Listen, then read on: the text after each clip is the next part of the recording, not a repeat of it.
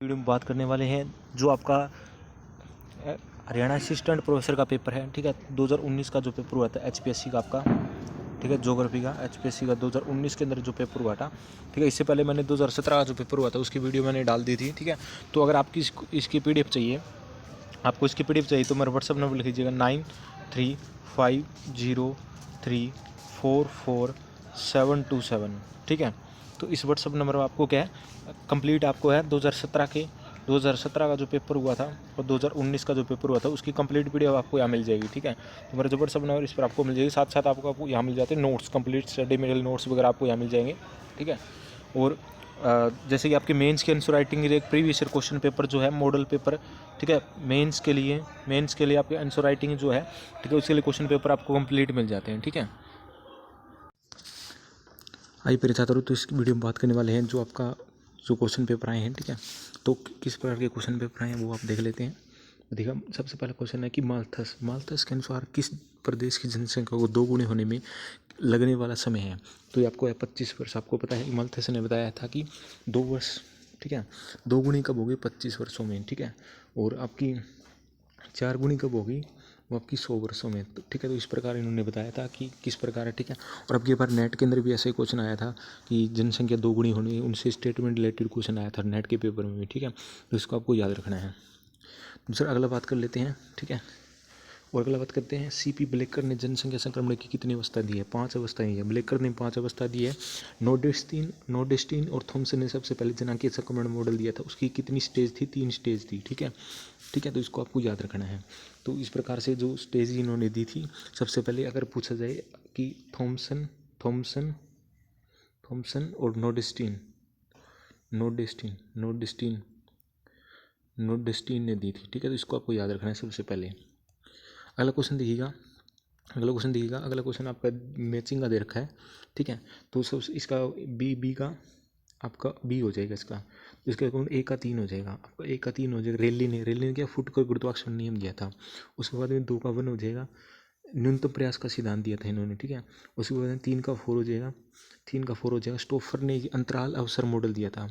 उसके बाद में 4 का 2 जगह हेगस्टेन ने स्थानिक अंतर्क्रिया मॉडल दिया था। ठीक है, तो इसको आपको याद रखना है।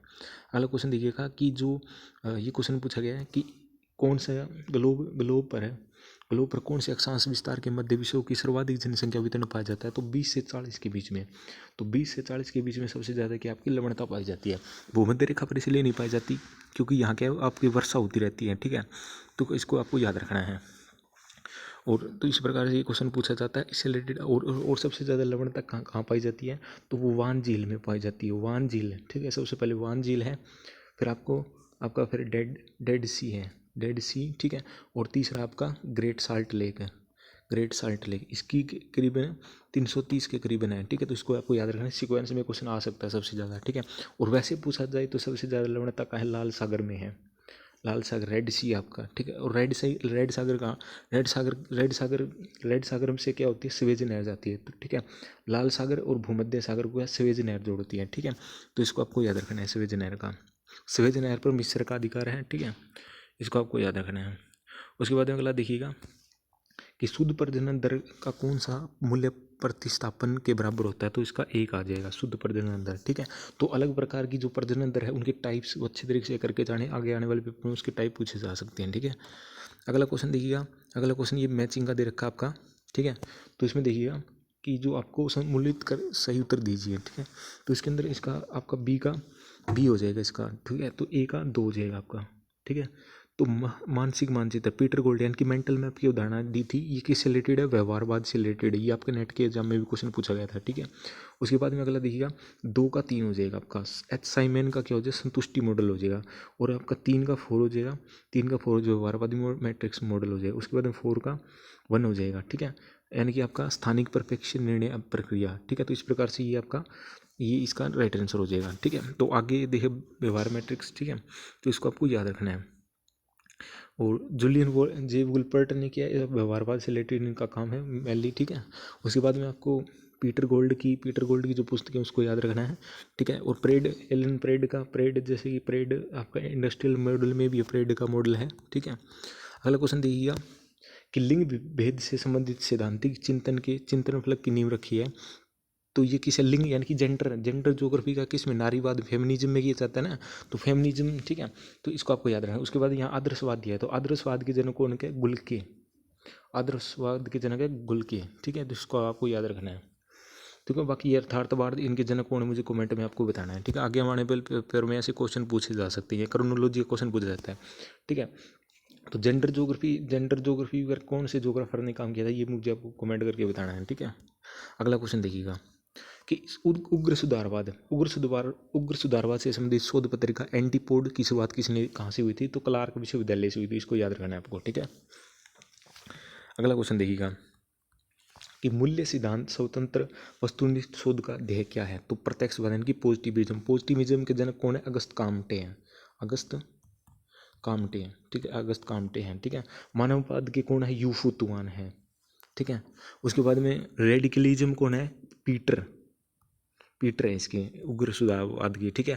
मार्क्सवाद भी जो कार्ल मार्क्स है वो भी उग्र सुधारवाद से रिलेटेड है, रेडिकलिज्म, ठीक है। तो इसको आपको याद रखना है। अगला क्वेश्चन देखिएगा कि निम्नलिखित में से कौन सा परिणामात्मक उपागम का एक मान्यता नहीं है, तो मानवीय मूल्य है, ठीक है। ये आपका एनसीईआरटी से यूं का यूं क्वेश्चन उठाया गया है, ठीक है। तो इसको आपको याद रखना है, ठीक है। उसके बाद में बाकी ये अगला देखिएगा, वेबर के अनुसार जो रेखाएं समान परिवहन लागत को मिला जोड़ती है उन्हें कहलाती है आइसोडोपेन। सीधा आपकी बार आपके जो 9 जनवरी को जो नेट का पेपर हुआ था, तो उसके अंदर भी ये क्वेश्चन डिटो पूछा गया था। तो हो सकता है कि एनटीए वालों ने यहाँ से क्वेश्चन उठाया हो, क्योंकि ये 2019 में हुआ था, ठीक है। तो ये आइसोडोपेन की समान परिवहन लागत, आइसोबार क्या था, आपको वायु दाब को दर्शाता है, ठीक है, ठीक है। उसके बाद आइसोहेलाइन किसको दर्शाती है, लवणता को। ये भी क्वेश्चन अब की बार आया था नेट के एग्जाम स्टेटमेंट में था लवणता का, ठीक है, ठीक है। तो इसको आपको याद रखना है। अगला क्वेश्चन देखिएगा, निम्नलिखित में से कौन सा जहाजरानी निर्माण उद्योग में अग्रणी देश है, तो जापान है। तो जापान इसका राइट आंसर हो जाएगा। अब की बार नेट के एग्जाम में ये क्वेश्चन पूछा गया था ना कि कौन सा जहाज निर्माण से रिलेटेड जहाज निर्माण के लिए सबसे अच्छा माना जाता है, तो सस्ते श्रमिक है। ये आपका नेट के एग्जाम में क्वेश्चन अब की बार आया था, ठीक है। उसके बाद में दक्षिण अफ्रीका क्या, दक्षिण अफ्रीका से क्या याद रखोगे, बर्ग, यहाँ बर्ग जो गर्म पवनें हैं जो चलती हैं उसको याद रखना है, ठीक है।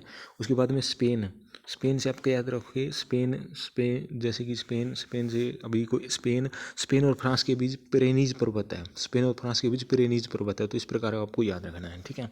मतलब जितना हो उसकी चीज़ें याद करके चलना है, ठीक है। और जापान क्या है, जापान के पास देखो, जापान के पास लोहा ऐसा नहीं है, लेकिन फिर भी क्या है कि ये क्या है, मतलब कि दूसरे देशों से आयात करके उसको तैयार करके निर्यात करता है, ठीक है। तो जापान को, और जापान की जो औद्योगिक क्षेत्र है जैसे कि केंटुकी है, मतलब जो भी इनके औद्योगिक क्षेत्र है उनका सीक्वेंस में क्वेश्चन आपको याद रखना है, हो सकता है ऐसा क्वेश्चन पूछा जा सकता है, ठीक है।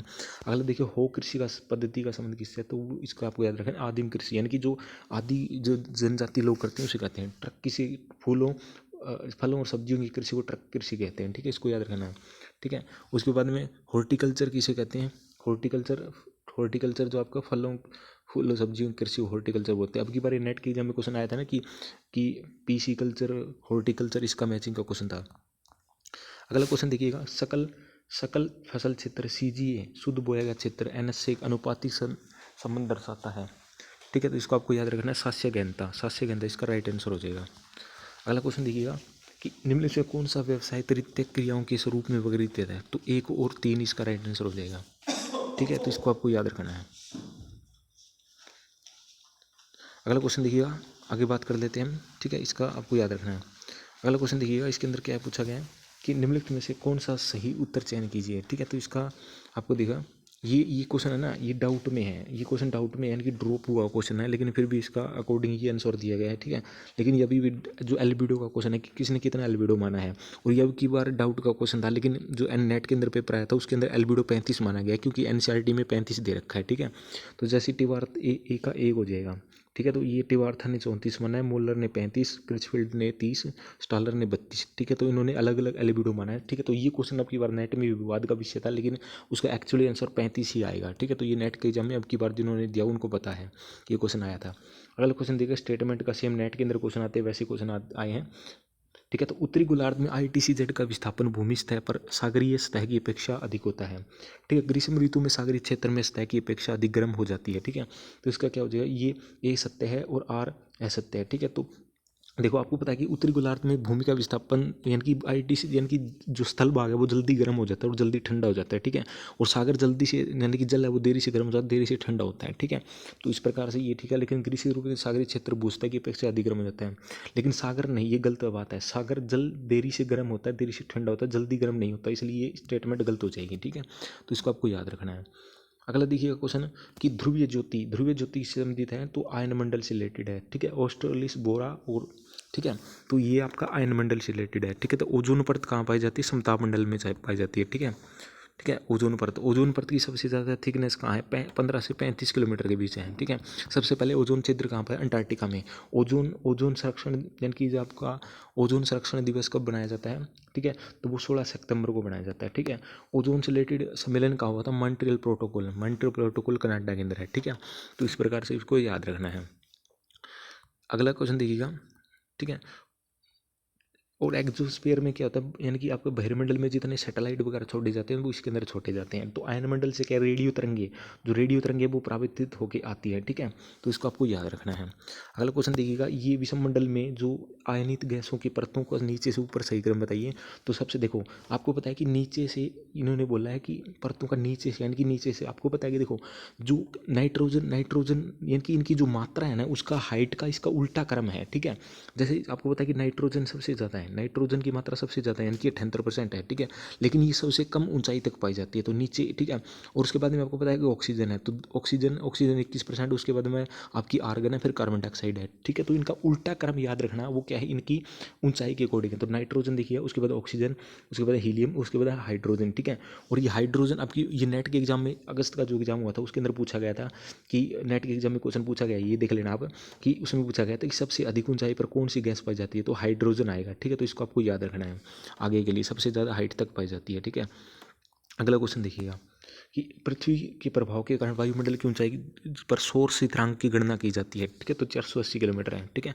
तो सौर शीतरांक क्या था है? जो जो पृथ्वी पर सूर्य की जो मात्रा प्राप्त होती है, ठीक है। जैसे कि पृथ्वी पर आने तक सूर्य को तीन लाख किलोमीटर प्रति सेकंड की रफ्तार से आती है। तो आठ मिनट और कुछ सेकंड के हिसाब से 8 मिनट के लगभग 8 मिनट के आसपास जो है आपकी जो है ना सूर्य की किरणें पृथ्वी पर पहुंच जाती है। ये क्वेश्चन MPSC स्टैंड प्रोफेसर 2024 में 2023 मतलब 24 में पूछा गया क्वेश्चन है, ठीक है। देख लेना, आप पेपर उठा गया, उसकी वीडियो में डालूंगा MPSC स्टैंड प्रोफेसर, क्योंकि उसी की अभी भर्ती आने वाली है, ठीक है। तो उसका भी डालूंगा। ये आपके नेट के एग्जाम में भी अब की बार ऐसा क्वेश्चन आया था। काफी इनका क्लासिफिकेशन जितने भी लेटर हैं उनका रट्टा लगा लीजिएगा, यहाँ से क्वेश्चन डेफिनेटली बनता ही बनता है, ठीक है। तो AW कहाँ पाई जाती है? देखिए AW A का 3 हो जाएगा आपका, ठीक है। तो AW आपको पता है सवाना प्रकार की जलवायु है, ठीक है। ये आपके भारत के पूर्वी तट पर जो आपका तमिलनाडु है वहाँ आसपास वहाँ पाई जाती है, ठीक है। सॉरी, तमिलनाडु के जो पास का एरिया वहाँ पाई जाती है। तमिलनाडु में तो ये इस प्रकार की है, ठीक है। तो उसके बाद में देखा CW, तो CW क्या है? आपके चीन प्रकार की जलवायु। तो CW भारत के अंदर जो उत्तरी भारत का मैदान है वहाँ CW पाई जाती है, ठीक है।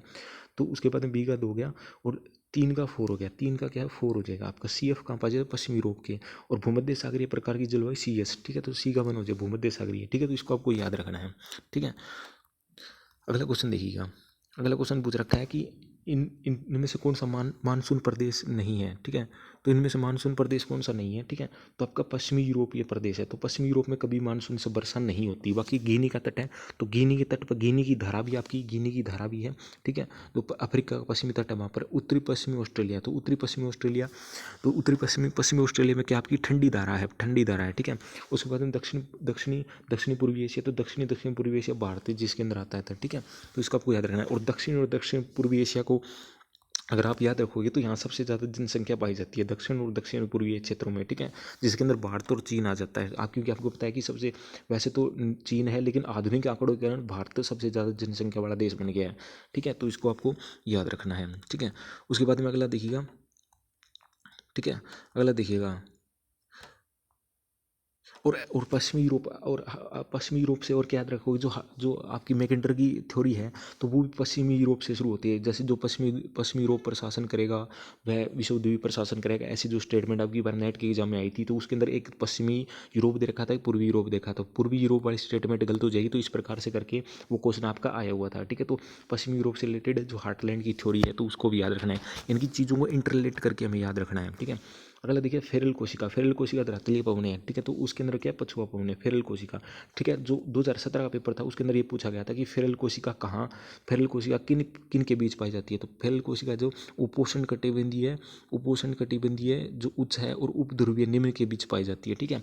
तो इनका क्रम अगर आपको याद रखना है तो देखो, सबसे पहले जो आ जाएगी, सबसे पहले आपकी हेडली कोशिका आ जाएगी, हेडली कोशिका, ठीक है, हेडली हेडली हेडली कोशिका, देखो ऐसे लिखे थे, हेडली कोशिका, सबसे पहले हेडली, हेडली कोशिका भूमध्य रेखा के पास, उसके बाद में दूसरे नंबर पे आ जाएगी आपकी फेरल कोशिका, फेरल कोशिका, और तीसरे नंबर पे आ जाएगी ध्रुवीय कोशिका। तो ऐसे सीक्वेंस में क्वेश्चन आ सकता है, तो इसको भी याद रखना है आपको, ठीक है, ठीक है। तो आपको पता है, ठीक है, तो इसको आपको याद रखना है, ये जो पवने हैं और इनका क्रम भी पूछ लिया जाता है। जैसे कि सबसे पहले कौन सी आ जाएगी, व्यापारिक पवने आ जाएगी, भूमध्य रेखा से ध्रुवों की तरफ व्यापारिक पवने आ जाएगी, उसके बाद में आपकी पछुआ पवने, फिर ध्रुवीय पवने, ठीक है। तो इस प्रकार से करके आपको इनको याद रखना है, ठीक है।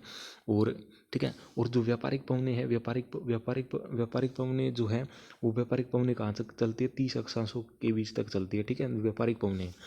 और और जो आपका जो भूमध्य रेखा के पाँच पाँच इक्वेटर तक के बीच का जो एरिया है उसे डोल्ड्रम शांत मंडल बोलते हैं, ठीक है, क्योंकि वहाँ पवनें नहीं चलती लंबवत। अगला क्वेश्चन देखिए कि वायु के अवतलन के वाले क्षेत्रों में आकाशवत्स मेघारहित क्यों रहता है। तो संघनन हेतु दशाएं उपयुक्त नहीं है, ठीक है, तो इसको आपको याद रखना है। अगला क्वेश्चन देखिएगा, इसके अंदर क्या दे रखा है, इसके अंदर दे रखा है कि निम्नलिखित में से दो कथन दिए गए हैं और अभिकथन दूसरे का कारण का नाम दीजिए, ठीक है। तो इसके अंदर देखिए, अधिक ऊंचाई पर होने वाले तापीय व्युत्क्रमण लंबे समय तक बना रहता है और पृथ्वी की सतह के समीप वाली वायु पार्थिव विकिरण का प्रभाव ज़्यादा जल्दी होता है, ठीक है, तो इसका ठीक है, ठीक है, तो इसका ये राइट आंसर हो जाएगा। देखो, अधिक ऊंचाई ताप के व्युत्क्रमण लंबे समय तक बना रहता है, ये सारी स्टेटमेंट आपकी ठीक है, ठीक है। अगला देखिएगा, अगला क्वेश्चन देखिएगा कि भारत की प्रथम जनगणना 1872 में आधारित भौगोलिक लेख किसने लिखा था। तो विडाल डी लाप्लास है, ठीक है। तो 1872 में पहली जनगणना भारत में वैसे तो कब हुई थी, नियमित रूप से 1881 में हुई थी, ठीक है, और वैसे 1872 में शुरू हो गई थी, ठीक है, भारत के अंदर लॉर्ड मेयो के काल में, लॉर्ड मेयो के काल में, ठीक है, तो इसको आपको याद रखना है, ठीक है। तो अगला देखिएगा, और इसके बाद में रेडजल क्या है, राजनीति भूगोलवेत्ता एलन चर्चिल सैंपल इनकी शिष्य है, द ज्योग्राफी और इन्फ्लुएंस ऑफ एनवायरनमेंट, रेडजल का लेमसराउंड की अवधारणा, ठीक है।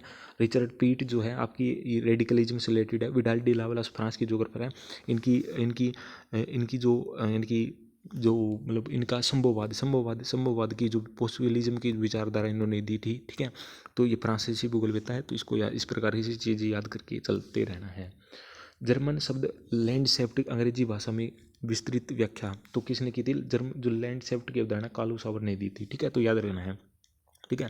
उसके बाद में हंटिंगटन सिविलाइजेशन ऑफ क्लाइमेट ऐसी कुछ पुस्तक है इनकी, ठीक है। और डेविड हार्वे की अब की बार पुस्तक पूछी गई थी, द कल्चरल ऑफ सिटी ऐसे कुछ करके, ऐसे अब की बार जो नेट के एग्जाम में क्वेश्चन पूछी गया था, ठीक है, डेविड हार्वे का, ठीक है। उसके बाद हार्टसोन की कौन सी पुस्तक है मुझे कमेंट करके बताना है आपको, ठीक है, हार्टसोन की पुस्तक का। अगला क्वेश्चन देखिए, निम्न सर्वप्रथम किसने मापक पर विश्व मानचित्र की रचना, एनेक्जीमेंडर ने। तो एनेक्जीमेंडर ने क्या किया था, विश्व का सबसे पहले मानचित्र बनाया था, ठीक है। और टालिमी ने क्या किया था, टालिमी ने क्या अक्षांश देशांतर के आधार पर विश्व का पहला मानचित्र बनाया था, ठीक है। और होमर क्या है, होमर पहले पहले आपके जो यानी कि आपकी यूनानी यानी कि ग्रीक स्कॉलर है जिनकी रचनाएं इलेड और ओडिसी, इलेड और ओडिसी, ठीक है। तो हिपकारस भी आपके रोमन जोग्राफर है, ठीक है। हिपकारस की कौन सी रचना है उसको मुझे कमेंट में बताना है। और टालेमी की रचना कौन है, एनालिमा अल्माजेस्ट। टालेमी की रचना कौन सी है, एनालिमा अल्माजेस्ट, ठीक है। तो टालेमी की रचना है, ठीक है, तो इसको आपको याद रखना है। टालेमी क्या है आपके, टालेमी आपके रोमन जोग्राफर है, टालेमी है पोम्पोनियस मेला है, ठीक है।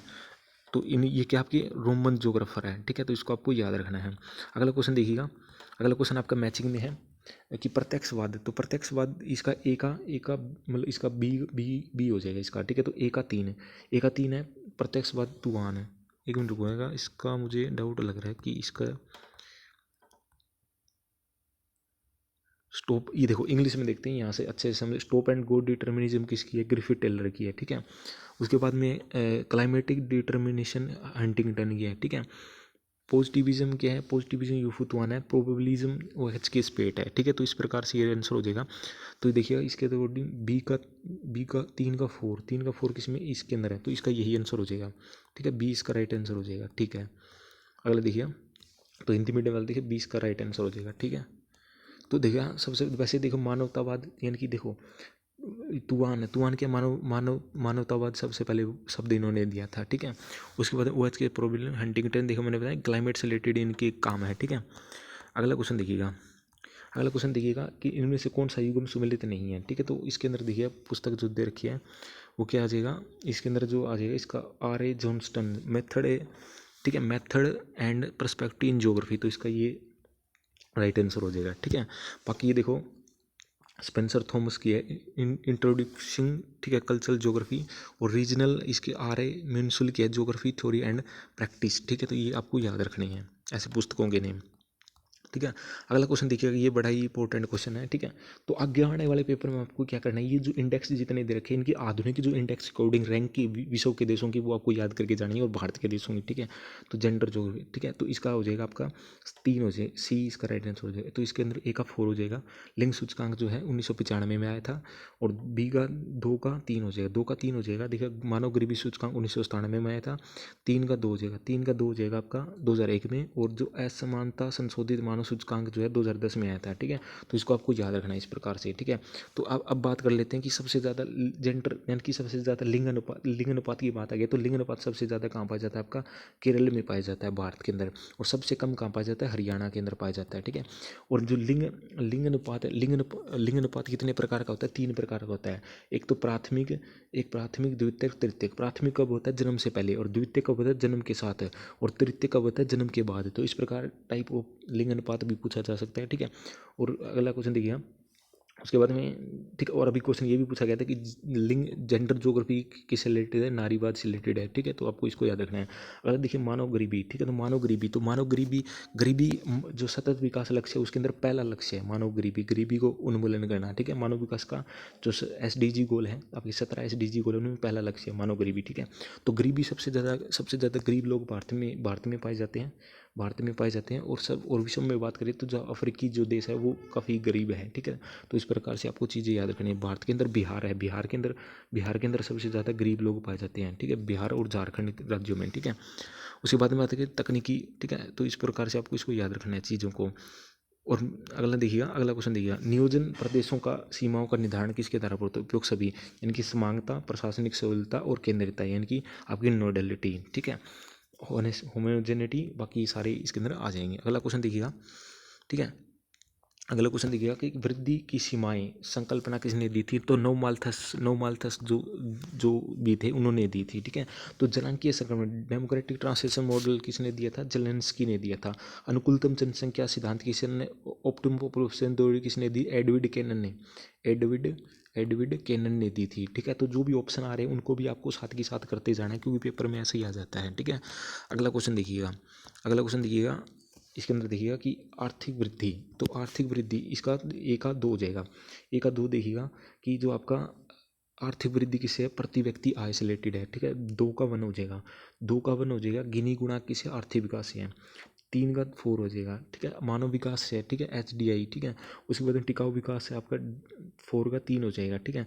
तो यानी कि ग्रीन GDP, तो ठीक है। तो इसको आपको याद रखना है इस प्रकार से, ठीक है। तो आर्थिक वृद्धि और आर्थिक विकास, देखो वृद्धि का मतलब है क्वांटिटेटिव, और विकास का मतलब है गुणात्मक, किसी चीज़ में बढ़ना, ठीक है। तो मानव विकास HDI इंडेक्स सबसे HDI इंडेक्स कौन जारी करता है, UNDP। पहला HDI इंडेक्स कब जारी किया गया था, 1990 में जारी किया गया था, ठीक है। इसमें कितने स्तर है, इसके अंदर 4 स्तर हैं, ठीक है। सबसे पहले कौन सा है आपका, नार्वे सबसे पहले HDI इंडेक्स में सबसे टॉप पे है, ठीक है। तो इसको आपको याद रखना है। HDI इंडेक्स की रैंकिंग है 2024 की, वो आपको याद करके जानी है, नार्वे। उसके बाद में सबसे पहले स्विट्जरलैंड, नार्वे, ठीक है, फिनलैंड, ये जो आपके ये देश है ये सबसे ज़्यादा है, ठीक है।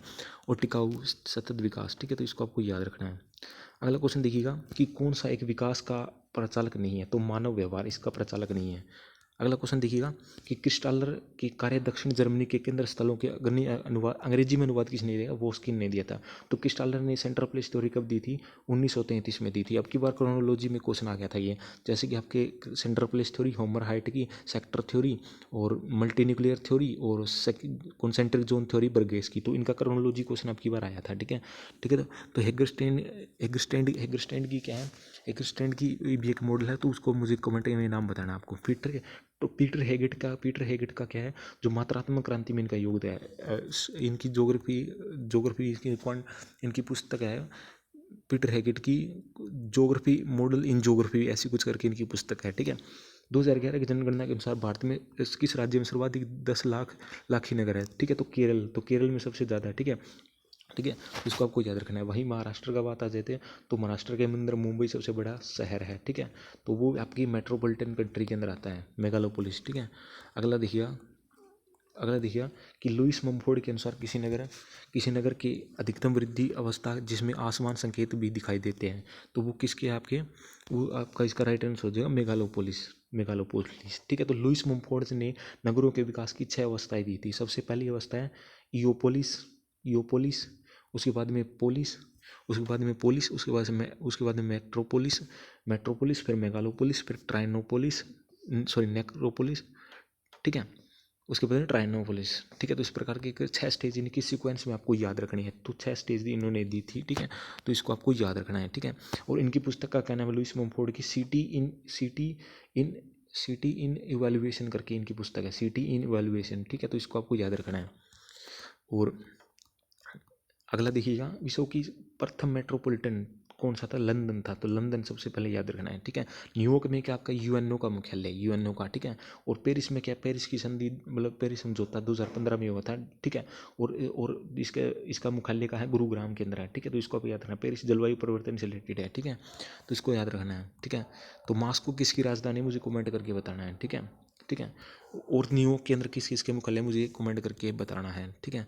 और लंदन किस नदी के किनारे बसा, टेम्स नदी के किनारे बसा हुआ, इसको याद रखना। अगला क्वेश्चन देखिएगा कि भारत की जनगणना के अनुसार निम्नलिखित में से कौन सा नगरीय क्षेत्र चारित्रिक विशेषताएं हैं, ठीक है। तो इसके अंदर आ जाएगा 1, 2 और 3, ठीक है। 1, 2 और 3 यानी कि क्या होता है, 5,000 से व्यक्ति से अधिक होना चाहिए जनसंख्या, 5,000 से अधिक होनी चाहिए। 75% जो जनसंख्या है वो गैर कृषि कार्य में लगी होनी चाहिए, और जनसंख्या घनत्व वो 400 प्रति वर्ग किलोमीटर से अधिक होना चाहिए। तो 3 ये आपकी ये क्वेश्चन नेट के एग्जाम में भी क्वेश्चन पूछा गया था। अगला क्वेश्चन देखिएगा कि किसने जनजातीय अधिवासियों की जंगली क्षेत्रों में राष्ट्रीय उद्यानों की भांति स्थापित करने की बात कही। तो एच केल्विन ने इसका राइट आंसर हो जाएगा। अगला देखियो, अरब सांस्कृतिक परिमंडल किस धर्मों का जन्मस्थल है। तो ईसाई और इस्लाम, ठीक है। तो अरब जो कंट्री है वहाँ क्या है, जो आपकी ईसाई और इस्लाम दोनों धर्म, ऐसा क्वेश्चन नेट के एग्जाम में पूछा गया था कि पश्चिमी जो यूरोप है उसके अंदर किस प्रकार के धर्म के लोग हैं, तो वो आपके क्या ईसाई धर्म के लोग हैं, ठीक है। तो इसको आपको याद रखना है, ऐसा क्वेश्चन पूछा गया था नेट में, सेम ऐसा क्वेश्चन यहाँ पूछा गया है, ठीक है। तो अगला क्वेश्चन देखिएगा, ये क्वेश्चन देखो जो 2017 का एग्जाम था तो उसमें ये सिर्फ ये पूछ लिया था कि इनमें से कौन सा सबसे बड़ा है। तो लेकिन इसमें सिक्वेंस पूछ ली, सबसे पहले सांस्कृतिक प्रदेश देखो, सबसे पहले आपका इसके अंदर आ जाएगा कल्चरल, इसका ये नहीं आएगा, इसका ये आएगा, इसका 4 आएगा इसका, ठीक है। तो कल्चरल रिलीम, उसके बाद में कल्चरल वर्ल्ड, उसके कल्चरल रीजन, ठीक है। तो ये आपका राइट आंसर हो जाएगा इस प्रकार से, ठीक है। और ये सब ये किसने दिया था, ये अवधारणा किसने दी थी, स्पेंसर ने दी थी, स्पेंसर, ठीक है। और एक और था, उन्होंने ये दिया था इस प्रकार से, ठीक है। तो अगला देखिएगा कि विश्व, ठीक है। और ऐसा क्वेश्चन पूछा जाता है कि सबसे नया परिमंडल यानी कि सबसे नया रिलीम कौन सा है, ठीक है। जो आपका उत्तरी अमेरिका है, उत्तरी अमेरिका के अंदर नया रिलीम है उत्तरी अमेरिका, क्योंकि उसके अंदर, ठीक है, या इसे बोलते हैं एंग्लो अमेरिकन, जिसके अंदर आपका एंग्लो अमेरिका में क्या क्या आता है आपका, कनाडा, यूएसए और मैक्सिको 3 आते हैं इसके अंदर, ठीक है। तो इसको याद रखना। उसके अंदर विश्व की तीसरी सर्वाधिक बोली जाने वाली भाषा कौन सी है, ठीक है। तो सबसे तीसरी बोली जाने वाली भाषा कौन सी, आपकी हिंदी आएगी, क्योंकि सबसे पहले मंडारिन है। ये क्वेश्चन सीक्वेंस में पूछा गया था 2017 एचपीएससी में, और अब की बार ये तीसरी पूछ ली। और नेट के एग्जाम में जो दिसंबर 2023 का क्वेश्चन था उसमें पूछा गया था कि भारत के अंदर सबसे चौथी भाषा कौन सी बोली जाती है, तो वो तेलुगु है। तो ऐसा क्वेश्चन पूछा जाता है। तो सबसे पहले नंबर पर मंडारिन आई, मंडारिन या इसे चीनी भी बोलते हैं, ठीक है। दूसरे नंबर पे आपकी अंग्रेजी आएगी, तीसरे पे हिंदी आएगी, और चौथे पे आपकी स्पेनी आएगी, स्पेनिश भाषा आएगी, ठीक है, फ्रेंच नहीं आएगी, ठीक है। तो इस प्रकार से सीक्वेंस को आपको याद रखना है। और भारत के अंदर पूछे तो भारत के अंदर सबसे ज़्यादा कौन सी बोली जाती है, हिंदी बोली जाती है सबसे पहले, भारत की बात करें तो। दूसरे नंबर पर बोली जाती है आपकी बंगाली, ठीक है। और तीसरे नंबर पर बोली जाती है आपकी मराठी, ठीक है, मराठी बोली जाती है। उसके बाद में चौथे नंबर पर बोली जाती है तेलुगु, और 5वें में बोल दी जाती है तमिल, चौथे पे तेलुगु, ठीक है। ये नेट के एग्जाम में क्वेश्चन पूछा गया था, ठीक है। तो इस प्रकार इनको याद रखना है। निम्न से कौन सा सामाजिक संगठन का स्वरूप नहीं है, ठीक है। तो मानव सामाजिक यानी कि संगठन क्या होता है जिसके अंदर कई सारे लोग हैं, यानी कि मानव तो इकल्ला ही होगा ना। तो संस्था, समिति, सामाजिक समूह ये क्या है, आपके सामाजिक संगठन है, ठीक है। अगला क्वेश्चन देखिएगा, जैसे कि भारत में निम्न में से किसके विवाह विवाह प्रवास का प्रमुख कारण है, ठीक है। तो ग्राम से ग्राम, ठीक है। तो ग्राम से ग्राम यानी कि आपको पता है कि ग्रामीण क्षेत्रों में, ठीक है, सबसे ज़्यादा प्रवास यही होता है, क्योंकि जो लड़कियां होती हैं उनकी शादी हो जाती है, वो माइग्रेट करके क्या होता है कि एक गाँव से दूसरे गाँव चले जाती है, तो इस प्रकार का प्रवास सबसे ज़्यादा होता है, ठीक है। और वैसे पूछा जाए सबसे ज़्यादा ये होता है, ठीक है। और पुरुष सबसे ज़्यादा कौन सा प्रवास करते हैं, पुरुष करते हैं ग्राम से नगर की ओर। तो ये क्वेश्चन अगले पेपर में पूछ लिया जाए कि पुरुष ग्राम से नगर की तरफ ज़्यादा जाते हैं, ठीक है। तो इसको आपको याद रखना है, ठीक है। और सबसे ज़्यादा प्रवास कौन सा है, नंबर 1 ये होता है, फिर दूसरे नंबर पे ये होता है, फिर तीसरे नंबर पे ये होता है, और चौथे नंबर पे ये होता है। सीक्वेंस से पूछा जाए 2011 की जनगणना के अनुसार, ठीक है। तो इसको याद रखना है। अगला क्वेश्चन देखिएगा कि भारत में नगरीकरण मरुस्थलीकरण की नियंत्रण के लिए कौन से कारक उपयोग किए जाते हैं, ठीक है। तो इसके अंदर 1 और 2 हो जाएगा। देखो, बालू स्तूपों और स्तरीकरण और मरुस्थलीय प्रदेशों के परिधि भाग में निश्चित रूप से वृक्षारोपण है। अगला क्वेश्चन देखिएगा कि भारत की ज्वालामुखी द्वीप है, तो नारकोंडम द्वीप ज्वालामुखी द्वीप है, ठीक है।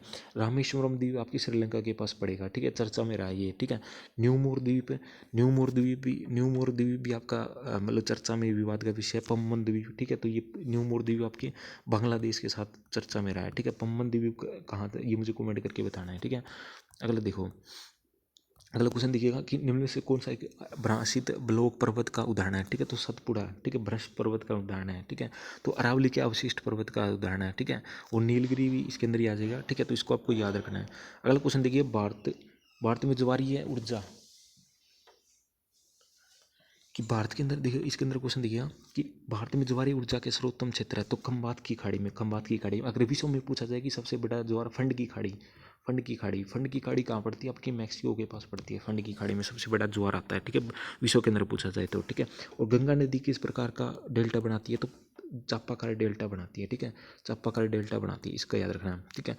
और पाक जल संधि किसके बीच है, भारत और श्रीलंका के बीच है। चिल्का झील का है, उड़ीसा के अंदर है, ठीक है। इसको याद रखना है आपको। और खंबात की खाड़ी में क्या है, जो खंबात की अरब सागर है उसमें सबसे ज़्यादा लवणता पाई जाती है, ठीक है। कांडला यहाँ की प्रमुख बंदरगाह है, ठीक है, ठीक है। अगला क्वेश्चन देखिएगा, कि निम्नलिखित में से कौन सा प्रथम वायम प्रथम क्रम का है, ठीक है। तो इसके अंदर देखिएगा 1, 3 और 4, 1, 3 और 4 इसका राइट आंसर हो जाएगा। उष्णकटिबंधीय वायु, भूमध्य सागरीय वायु और आपका क्या टुंड्रा वायु, इसका राइट आंसर हो जाएगा। अगला क्वेश्चन देखिएगा कि किस प्रकार के महासागरीय निक्षेप महासागरीय तली में सर्वाधिक क्षेत्र में विस्तृत है, ठीक है। तो जैविक निक्षेप, ऑर्गेनिक निक्षेप है, यानी कि जो जीव जंतु मर जाते हैं वो सबसे ज़्यादा क्या हो जाती हैं, यानी कि उनका डिपोजिशन हो जाता है। जैसे कि आपकी जो कोरल हो गया, कोरल लीफ हो गया, ठीक है। और जो भी जलीय जीव होते हैं जो मर के क्या कहते हैं निक्षेपित हो जाते हैं, ठीक है। तो इसको आपको याद रखना है, ठीक है। अगला क्वेश्चन देखिएगा, और अधिकतम लवणता पेटी औसत गहराई कितनी है, तो 300 से 1000 मीटर। क्योंकि देखो, जो आपकी हेलो लाइन पाई जाती है ना, हेलो लाइन इनकी समान लवणता वाली, ठीक है। तो वो कहाँ तक होती है, 300 से 1000 मीटर तक ही होती है, ठीक है। तो इसको आपको याद रखना है, ठीक है। और डेविसडन जो आपका है धारा कहाँ की तटीय पर धारा है, तो उत्तरी प्रशांत महासागर की है, ठीक है। तो इसको आपको याद रखना है। हिंद महासागर की कौन कौन सी धारा है, जैसे आपकी सोमाली धारा है, ठीक है, अगुलहास की धारा है, मोजम्बिक की धारा है, मेडागास्कर की धारा है, ठीक है। तो हिंद महासागर की। वहीं अंध महासागर या अटलांटिक महासागर की, जैसे कि गल्फ स्ट्रीम की धारा है, सबसे तेज चलने वाली धारा है, ठीक है, और गर्म धारा है, ठीक है। उसके बाद इर्मिंगर धारा है, उत्तरी अटलांटिक महासागर की है, ठीक है। उसके बाद में लेब्राडोर की ठंडी धारा है, ये क्वेश्चन भी पूछा गया था नेट के एग्जाम में। लेब्राडोर किस प्रकार की धारा है, ठंडी धारा है, ठीक है। किनारे की धारा ठंडी धारा है, ठीक है, ये आपकी। और उसके बाद में ब्रांजिल की धारा गर्म धारा है, दक्षिण अटलांटिक महासागर की। फोकलैंड की धारा दक्षिण अटलांटिक महासागर की है, ठीक है। और बेंगुल धारा है, ठंडी धारा है, पश्चिम अफ्रीका तट की, ठीक है। तो इस प्रकार की धाराओं को आपको याद रखना है। अगला क्वेश्चन देखिएगा कि प्रचलित पवनों के प्रभाव में प्रभावित महासागरीय धाराएं कहलाती है, तो प्रवाह, ठीक है। तो इसको आपको याद रखना है, ठीक है। तो देखो, तरंग क्या होता है कि तरंग के अंदर ना जल आगे गति नहीं करता बल्कि अपने स्थान पर हिलता है, ठीक है। जैसे कि आप पत्थर में, यानी कि आप पानी में पत्थर फेंकोगे तो ऐसे पानी के अंदर देखो ऐसी गोल गोल आकृति से बन जाती है, तो उसे बोलते हैं तरंग। और धारा क्या होती है, जैसे कि भैंस की दूध की धारा, उसी की बात नहीं हो रही। धारा यानी कि जल आगे प्रवाह होता है इसके अंदर, ठीक है। तो इसको आपको याद रखना। अगला क्वेश्चन देखिएगा कि निम्न से कौन सा कथन सही है, तो 1, 2 और 3, 1, 2 और 3 है, ठीक है। तो चल लागत में ईंधन व श्रमिक में वास्तविक परिवहन लागत सम्मिलित है, ठीक है। टर्मिनल लागत में मूलभूत संरचना विकास और लदान कार्यात्मक है, तो ये तीनों ही हो जाएगी इस प्रकार से, ठीक है।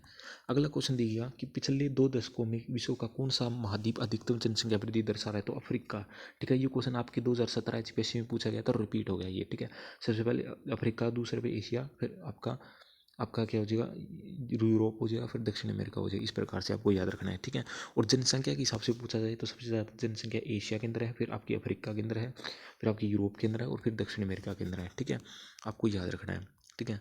अगला क्वेश्चन देखिएगा, जब वेबर के पदार्थ सूचकांक का मान 1 से अधिक होता है तो कच्चा माल कैसा होता है, भार सरण वाला होता है, तो इसको आपको याद रखना है। शुद्ध पदार्थ क्या होता है, ऐसा पदार्थ जिसको क्या कच्चे माल से तैयार माल बनाने के बाद उसका भार कम नहीं होता, ठीक है। तो इसको आपको याद रखना है। तो इस प्रकार इन्होंने आइसोडेपेन 2 पेन दी थी, ठीक है। अगला क्वेश्चन देखिएगा कि निम्नलिखित में कौन सा कारक भारत में हरित क्रांति के लिए उत्तरदायी है, ठीक है। तो 1, 2, 3, 4 सभी है, यानी कि HIV बीजों का प्रयोग, कृषि सुविधाओं का विस्तार, मृदा जांच संरक्षण, बेहतर विपणन सुविधाएं, ये सभी हो जाएगा। अगला क्वेश्चन देखिएगा कि इवान थेन्यून के अनुसार में से कौन सा फसलों की अवस्थिति निर्धारण हेतु महत्वपूर्ण अवस्थिति है, तो ये आपका आ जाएगा, इसके अंदर ये आपका सस्य नहीं है, इसके अंदर प्रति इकाई उत्पादन इसका राइट आंसर होगा। प्रति इकाई उत्पादन ये नहीं है इसका, ठीक है। सस्य विशेषीकरण, बाजार मूल्य, सारी परिवहन लागत इन्होंने बताई थी। इन्होंने बताया था कि दूरी बढ़ने के साथ बाजार से दूरी बढ़ने की परिवहन लागत बढ़ती है, ठीक है, बाजार मूल्य। अगला क्वेश्चन देखिएगा कि, और देखो वान थ्योन ने एग्रीकल्चर मॉडल कब दिया था, 1826 में दिया था, ठीक है। आइसोस्टेसी का उदाहरण इन्होंने दे दी थी। कितनी पेटियाँ, 6 पेटियाँ हैं, ठीक है। तो इस प्रकार से चीज़ें याद करके चलने हैं। The social geography of Belfast किसकी लिखी है, जोन्स की लिखी हुई है, ठीक है। उसके बाद में स्मिथ क्या है, स्मिथ क्या कल्याणकारी भूगोलवेत्ता है, ठीक है। इसको याद रखना। इन्होंने अवधारणा दी थी कौन व्यक्ति कहाँ कैसे और कब पाता है, ऐसी जो स्टेटमेंट है वो स्मिथ की है, ठीक है। और स्मिथ का एग्रीकल्चर में भी इनका इसका आपका इंडस्ट्रियल ज्योग्राफी में इनका मॉडल है। अगला क्वेश्चन देखिएगा कि निम्नलिखित में से कौन सी सीमांत की चारित्रिक विशेषता नहीं है, तो वर्तमान व्यवस्था इसका राइट आंसर हो जाएगा।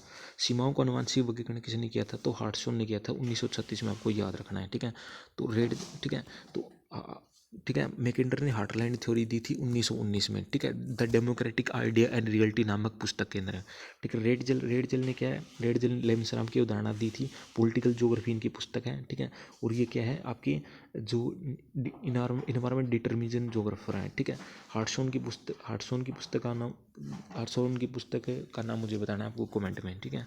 अगला क्वेश्चन देखिएगा, निम्नलिखित में से कौन सा युग्म सम्मिलित नहीं है, तो जेलन इसका हृदय स्थल गलत है, क्योंकि हृदय स्थल हार्टलैंड थ्योरी मैकेंडर ने दी थी, ठीक है। मैकेंडर क्या है, मिडलैंड बेसिन, इसका राइट आंसर। स्पाइकमैन उपांत क्षेत्र सही हो जाएगा, और स्टीफन जोन्स ये बाकी सही है, लेकिन ये गलत हो जाएगा, ठीक है। क्योंकि जेलन ने किया था जियोपॉलिटिक्स शब्द सबसे पहले दिया था, तो इसको आपको याद रखना है। अगला क्वेश्चन दिया, फेयर ग्रीव ने भू राजनीति में योगदान दिया था, दबाव सिद्धांत, ठीक है। इसको आपको याद रखना है। हृदय स्थान मैकेंडर का, धुरी क्षेत्र है, पिवोट एरिया कॉन्सेप्ट भी किसका है, इनका ही है, ठीक है। हार्टलैंड का धुरी क्षेत्र। रिमलैंड आपकी स्पाइकमैन की है, ठीक है। कब दी थी, 1943 में दी थी, ठीक है। The round world winding of the peace, ऐसी इनकी पुस्तक है, the round world winding of the peace नामक पुस्तक 1943 में इन्होंने दी थी। तो उसमें ये जो दबाव क्षेत्र रिमलैंड थ्योरी स्पाइकमैन की है, ठीक है। अगला क्वेश्चन देखिएगा कि इनमें से किसने जो है 3 भारत और 22 उपप्रदेशों में बांटा है, तो इसका राइट आंसर हो जाएगा आपका, यह आ जाएगा OH के स्पेट, ठीक है। इसका राइट आंसर हो जाएगा, नहीं शायद इसका कन्फ्यूजिंग क्वेश्चन है, इसका बेकर होएगा, बेकर इसका राइट आंसर हो जाएगा, ठीक है। अगला क्वेश्चन देखिएगा कि देखा ये RP मिश्रा के अनुसार भारत के संदर्भ में 5 स्तरीय ध्रुव वृद्धि केंद्र का पदानुक्रम स्तर बताइए, तो केंद्रीय गांव, सेवा केंद्र, वृद्धि बिंदु, वृद्धि केंद्र और ध्रुव बिंदु, तो इसको सिक्वेंस में आपको याद रखना है। अगला क्वेश्चन देखिएगा कि प्रादेशिक नियोजन वृद्धि उपागम प्रवर्तक कौन है, आर नर्क्स है, ठीक है। इसका राइट आंसर हो जाएगा, ठीक है। तो फ्रीडमैन ने कौन सी दी थी, कोर पेरिफेरी मॉडल है। और गुनार्म हर्चमैन का कौन सा है, अनबैलेंस थ्योरी, असंतुलित विकास का सिद्धांत है, ठीक है। गुनार मिडाल की क्या है, क्युमुलेटिव पोजीशन मॉडल है, ठीक है। तो इस प्रकार से चीज़ों को इंटरलेट करके आपको याद रखना है। अगला देखिएगा तो सीक्वेंस अगर क्रोनोलॉजी पूछ लेते हैं तो सबसे पहले गुनार मेंडल का कम्युलेटिव पोजीशन मॉडल, दूसरे नंबर पे आपका सीक्वेंस में आएगा हर्ट्जमैन का अनबैलेंस थ्योरी, और तीसरे कोर पेरिफेरल मॉडल फ्रीडमैन का। उसके बाद में चौथा मॉडल आ जाता है आपका डिपेंडेंसी मॉडल है फ्रैंक का, ठीक है। तो इसको सीक्वेंस में याद रखना है। अगला क्वेश्चन देखिएगा, ये देखिएगा मैचिंग के अंदर है, ठीक है। तो देखते हैं इसका। तो औपचारिक प्रदेश ए का, इसका ए का 2 हो जाएगा, ठीक है। औपचारिक यानी कि लोक ज्ञान के आधार पर पहचाना गया, ठीक है। 2 का 1 हो जाएगा, 2 का 1 हो जाएगा संस्थापक विशिष्ट उद्देश्य परिघटनाओं पर आधारित है। और 3 का 4 हो जाएगा नियोजन प्रदेश जिस क्षेत्र में आर्थिक निर्णयों की क्रियान्वयन हो। और परिनगर क्षेत्र नगरों के चारों ओर का प्रभाव क्षेत्र, ठीक है। तो इसको आपको याद रखना है। अगला क्वेश्चन देखिएगा कि इनमें से कौन सा संबंधित सही नहीं है, ठीक है। तो माध्य, जैसे माध्य, मीन, मीडियन, मोड, ये सीक्वेंस ऐसे करके, यानी कि माध्य बड़ा होता है बहुलक से बड़ा होता है मीडियन, तो ये गलत है, ठीक है। अगला क्वेश्चन देखिए, समोच्च रेखाएं बनाने की विधि है, ठीक है। तो अंतर्वेशन विधि यानी कि इंटरपोलिटेशन मेथड है, ठीक है। और उसके बाद में देखिए, ठीक है, समोच्च रेखा बनाने की विधि है। ये क्या है आपकी, ये परिच्छेदिकाएं बनाना हेशुर विधि। ये क्या है कि जो पर्वतीय यानी कि जो ऊंचाई को दर्शाने के लिए किया जाता है, यानी कि इनसे ऊंचाई दर्शाई जाती है, लेकिन इससे विधि बनाई जाती है, यानी इससे समोच्च रेखाएं बनाई जाती है। लेकिन समोच्च रेखाओं को किसी मतलब पृथ्वी की जो ऊंचा बचा रिलीफ को किससे दर्शाया जाता है, परिच्छेदिकाओं से, हेशुर से, पर्वत छायाकरण विधि से, ठीक है। ठीक है। तो परिच्छेदिकाएं 3 प्रकार की होती है, जैसे आरोपित परिच्छेदिका, संक्रमण परिच्छेदिका, इस प्रकार से होती है ना परिच्छेदिका, जैसे देखो इस प्रकार से होती है, जैसे प्रोफाइल, ठीक है, ऐसे करके ऐसे करके ऐसे करके ऐसे करके, ठीक है। फिर आगे आगे वाली में ये लाइन मिटा दी जाएगी, ठीक है, ऐसे करके, ठीक है। तो जो परिच्छेदिकाएं इस प्रकार से 4 प्रकार की परिच्छेदिकाएं होती हैं, ठीक है। हेशुर विधि में क्या है, हिशुर विधि में क्या है कि ऐसे ऐसे देखो, ऐसे ऐसे ऐसे डॉट डॉट से लगाए जाते हैं, ऐसे ऐसे करके, जैसे कोई पर्वतीय भाग है, डॉट डॉट करीब हो गए तो हाइट ज़्यादा होगी, ठीक है, इस प्रकार से, ठीक है। और पृथ्वी छायाकरण विधि क्या है, इसके अंदर की लाइट का प्रयोग किया जाता है, इनकी लाइट डाली जाती है, ठीक है। जो भाग ज़्यादा लाइट दिखता है, ठीक है, तो वो वाइट दिखता है, और जो अंधेरा होता है वो ब्लैक ब्लैक दिखता है। तो शेडो मेथड जो है वो रिलीफ को दर्शाने के लिए किया जाता है। लेकिन यहाँ पूछा गया विधि कौन सी यूज की जाती है बनाने में, तो वो अंतर्वेशन विधि हो जाएगा। अगला क्वेश्चन देखिएगा, तो अगला क्वेश्चन देखिएगा कि इसमें दे रखा है, इसका आपको राइट आंसर हो जाएगा, देखो डी हो जाएगा। तो ए का 2 हो जाएगा, यानी कि 1 डायमेंशन क्या होता है, पिरामिड होता है, ठीक है। और विमार रहित यानी कि पॉइंट है, देखो ऐसे मैंने पॉइंट लगा दिया, तो इसकी कोई ना तो लंबाई ना कोई चौड़ाई, तो विमार रहित है। ये क्वेश्चन नेट के एग्जाम में पूछा गया था, इनमें से कौन सा विमार रहित है, ठीक है। तो बिंदु विधि है, ये क्वेश्चन आपका जो अक्टूबर 2022 के अंदर नेट का पेपर हुआ था उसके अंदर क्वेश्चन पूछा गया था, ठीक है। तो 2 का 3 देखिएगा कि आपके ध्रुवी 2D में क्या होता है कि आपका वृत्त आएगा, जैसे मैं वृत्त लगा दूँ 2D में क्या होता है, देखो इसको कॉन्सेप्ट को समझाता हूँ। बिंदु हो गया वे रहते हैं, ठीक है। और उसके बाद में पिरामिड, जो पिरामिड बनाया जाता है वो 1 डायमेंशनल होता है, ठीक है।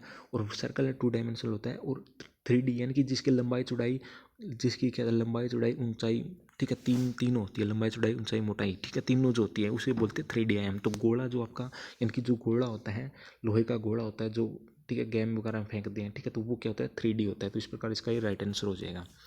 अगला क्वेश्चन देखिएगा कि भौगोलिक, ठीक है, भौगोलिक सूचना तंत्र में, ठीक है, भौगोलिक सूचना तंत्र में तो 1 2 3 4 तो सभी होते हैं, यानी कि आप, यानी कि जो आपका GIS है उसके अंदर क्या अपन आंकड़ा इकट्ठे भी करते हैं, उनको कोडीकरण भी करते हैं, उनका विश्लेषण भी करते हैं, उनका प्रदर्शन भी करते हैं, ठीक है। तो ये आपको सबसे पहले आपका क्या करते हैं, सबसे पहले आप आंकड़ों का किया है आंकड़े एकत्रित करते हैं, फिर उनको कोडीकरण करते हैं, फिर उसका विश्लेषण करते हैं, फिर प्रदर्शन करते हैं। तो ये सीक्वेंस भी पूछा जा सकता है, लेकिन इसमें क्या पूछा गया है कि किसको सम्मिलित किया जाता है, सीक्वेंस नहीं पूछा। आगे वाले एग्जाम में सीक्वेंस भी पूछा जा सकता है, ठीक है। अगला क्वेश्चन देखिएगा, अगला क्वेश्चन देखिए इंपॉर्टेंट है, भूतुल्यकालिक उपग्रह है, ठीक है। तो एप्पल, तो अब की बार अपने नेट के एग्जाम में क्वेश्चन पूछा गया था, इनमें से कौन सा वो आपका सन सिक्रोनस सैटेलाइट नहीं है, ऐसे कुछ करके लैंड सेट आपका हो जाएगा, ठीक है। तो लैंड सेट नहीं है, सॉरी, ऐसे ही पूछा गया था कि कौन सा भूतुल्यकालिक नहीं है, तो आपका लैंड सेट उसका आंसर है, ठीक है। तो अब इसकी बार देखो, ये पूछा गया कि कौन सा इसमें भूतुल्य यानी कि जियो सिक्रोनस है, तो एप्पल है। तो ये क्या हो गए फिर, ये सन सिक्रोनस हो गए। तो हो सकता है कि आगे आने वाले पेपर में पूछ ले कि इनसेट 1 है, कार्टोसेट 1 है, IRSP है, तो ये क्या है, ये सन सिक्रोनस है, ठीक है। तो ऐसे करके याद रखना होता है। अगला क्वेश्चन देखिएगा, अगला क्वेश्चन देखिएगा कि इसमें देखो इसका बी हो जाएगा, ठीक है। तो ए का 3 देखेंगे, डिजिटाइंग क्या हो जाएगा, मानचित्र हो गया, ठीक है। 2 का 2 हो जाएगा, 2 का 2 उपग्रह आंकड़े क्या स्कैनिंग करते हैं, सारणी किसे बनाए से 3 का 4 हो जाएगा, ट्रांसफर डेटा, की कोडिंग विचार यानी कि विचार को की कोडिंग करते हैं, ठीक है। तो इसको आपको याद रखना है। ठीक है। तो जो उपग्रह यानी कि जो उपग्रह की जो आंकड़े होते हैं वो किसी में होते हैं राष्ट्र फॉर्मेट में होते हैं, राष्ट्र फॉर्मेट है, ठीक है, राष्ट्र फॉर्मेट में होते हैं। अगला क्वेश्चन देखिएगा कि इनमें से एक स्थानिक, इनमें से कौन सा जो एक स्थानिक सूचन तकनीक का भाग नहीं है, तो आपका SPS हो जाएगा, ठीक है। तो आपको पता है कि जो स्थानिक यानी कि किसी स्थान की लोकेशन को बताता है, तो रिमोट सेंसिंग में से भी GIS की और GPS, ठीक है। तो GPS सैटेलाइट का जैसे अब की बार क्वेश्चन पूछ लिया गया था ना, जैसे कि बाइडू है, बाइडू किसका है, बाइडू चाइना का है, चीन का है, ठीक है। गलेलियो, जैसे गलेलियो पूछ लिया गया था, ठीक है, गलेलियो, ये सारे जो सैटेलाइट है वो GPS सैटेलाइट है, जो जिनका क्रोनोलॉजी अब की बार पूछा गया था। इससे पहले ही जो GPS सैटेलाइट है उनका देशों का मैचिंग में क्वेश्चन आया था, जून का एग्जाम जो कैंसिल हुआ था उसमें, ठीक है। तो इस प्रकार से आपको याद रखना GIS, ठीक है, रिमोट सेंसिंग। अगला क्वेश्चन दिखेगा, अगला क्वेश्चन देखिए, इसमें ये आपका इसका राइट आंसर हो दिखा 1 का 3 हो जाए, इसके अंदर देखते हैं, देखिए। तो आपको पता है कि कार्टोसेट किसका है, भारत का है, ठीक है। तो इसका 3 का 2 हो जाएगा, 3 का 2 हो जाएगा, तो इसके अकॉर्डिंग देखो 20 का राइट आंसर हो जाएगा, 20 का राइट आंसर हो जाएगा, 1 का 3 हो जाएगा, ठीक है। एस्टर आपका जापान हो जाएगा, काइनोस का देखा, काइनोस आपका इसका 1 मिनट रुक गया, 2 का आपका क्या हो जाएगा, 2 का 1 हो जाएगा, तो काइनोस USA का हो जाएगा, अल्मेजा ये आपका रूस का हो जाएगा, ठीक है। तो इस प्रकार से आपको याद रखना है, आगे आने वाले पेपर में इनकी क्रोनोलॉजी पूछी जा सकती है, तो इनकी क्रोनोलॉजी याद कर लेना, ठीक है। तो ये जो सैटेलाइट है उनको, ठीक है। अगला क्वेश्चन देखिएगा, जब इस सवाल को आपको निकालोगे तो इसका जो बहुलक है यानी कि मोड है, ठीक है, वो आ जाएगा। तो एफ का फॉर्मूला क्या होता है, L1 F1 minus F0 to F1 ऐसे करके इसका जो फॉर्मूला होता है वो लगा करके आप इसको निकाल सकते हैं, ठीक है। तो अगला देखिए, विभिन्न श्रेणियों में तुलना हेतु प्रकीर्ण माप है, तो प्रसरण यानी कि कोफिशिएंट ऑफ वेरिएशन, अब की बार ऐसा ही क्वेश्चन आपके पूछा गया था कि इनमें से कौन सा स्क्वायर का माप है, तो आपका मीन उसका स्टैंडर्ड डेविएशन आंसर था ना, तो ऐसा क्वेश्चन आपके नेट में भी आया था, ठीक है। तो बाकी ये इस वीडियो में इतना है, बाकी के जो आपके क्वेश्चन आपकी इसकी PDF ले सकते हैं, मेरा जो व्हाट्सअप नंबर वो लिख लीजिएगा, 9 दोबारा लिख लीजिएगा 9350344727, ठीक है। तो इस पर आपको 93 503 44 पर आपको बाकी के जो क्वेश्चन पेपर है वो आपको मिल जाएंगे, बाकी PDF 100 क्वेश्चन आपके आते हैं। अभी थोड़ा इतना मतलब थोड़ा वीडियो लंबा हो जाएगा, ठीक है, अपलोड करने में दिक्कत आएगी, ठीक है। बाकी आंसर देख सकते हैं फटाफट से, आपको बाकी का जो PDF आपको मिल जाएगा। इस वीडियो में इतना ही, और HPSC के लिए आपको चैनल को सब्सक्राइब कर सकते हैं। मैं भी हरियाणा से हूँ, तो हरियाणा से हूँ तो अच्छे अपडेट आपको दे पाऊँगा, तो चैनल के साथ जुड़े रहिएगा। और PDF चाहिए तो मेरा व्हाट्सअप नंबर है, उस पर आपको मेंस और प्री दोनों के प्रीवियस क्वेश्चन पेपर आपको मिल जाएंगे। धन्यवाद।